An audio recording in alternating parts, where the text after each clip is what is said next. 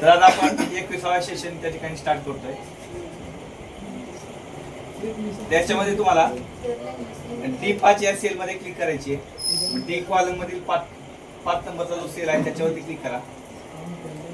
त्यानंतर इन्सर्ट वरती क्लिक करा.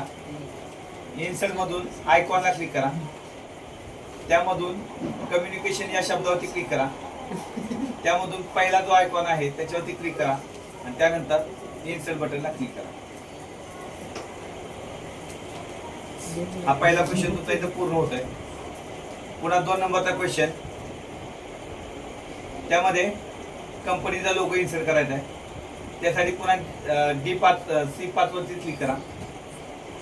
इन्सर्ट मध्ये या, पिक्चर वरती क्लिक करा. त्यामधून हा जो लोगो आहे त्या लोगो वरती क्लिक करून इन्सर्ट बटन वरती क्लिक करा. इथं तुमचे 2 क्वेश्चन हे पूर्ण होत आहेत. त्यामध्ये बघा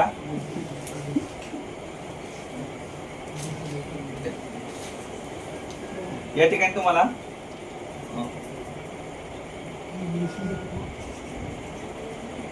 तर शेप घ्यायचा आहे. कुठला शेप घ्यायचा आहे तर ओव्हल शेप घ्यायचा आहे. त्यासाठी इन्सर्ट बटनला क्लिक करा.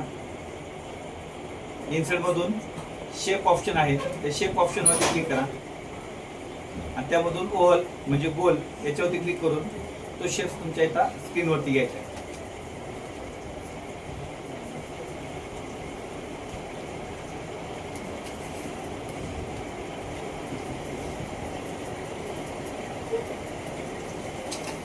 नंतर पुढचा प्रश्न आहे तर इन्सर्ट या बटनवरती क्लिक करायचे.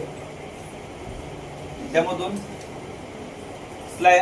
फिल्टर ग्रुप मध्ये स्लायसर ऑप्शन आहे त्या स्लायसर ऑप्शनला क्लिक करायचे. त्यानंतर फोटो ऑप्शन वरती क्लिक करायचे. त्यामध्ये फोटो ऑप्शनला क्लिक केल्यानंतर ओके बटनला क्लिक करायचे.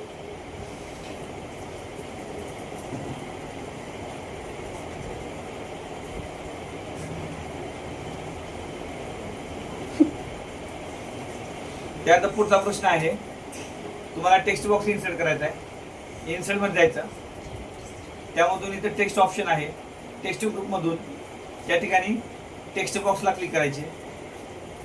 त्यामध्ये टेक्स्ट बॉक्स घ्यायचा आहे आणि त्यामध्ये टेक्स्ट बॉक्स घेतल्यानंतर त्यामध्ये जानेवारी हा शब्द टाईप करायचा आहे.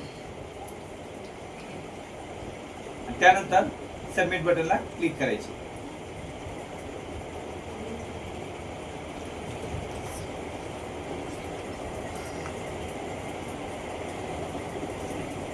त्यानंतर पुढचा प्रश्न आहे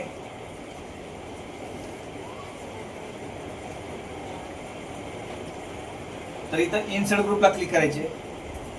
त्यामधून इक्विटेशनला क्लिक करायचे आणि इक्विटेशन मधून बिनोमियल थिअरमला या ठिकाणी क्लिक करायचे. त्यानंतर सबमिट बटनला क्लिक करायचे. पुढचा प्रश्न आहे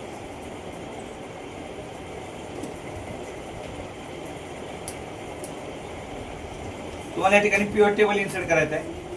त्यासाठी इन्सर्ट बटनला क्लिक करा. त्यामध्ये 1 नंबरचा ऑप्शन आहे पिव्होट टेबल त्याच्यावरती क्लिक करा.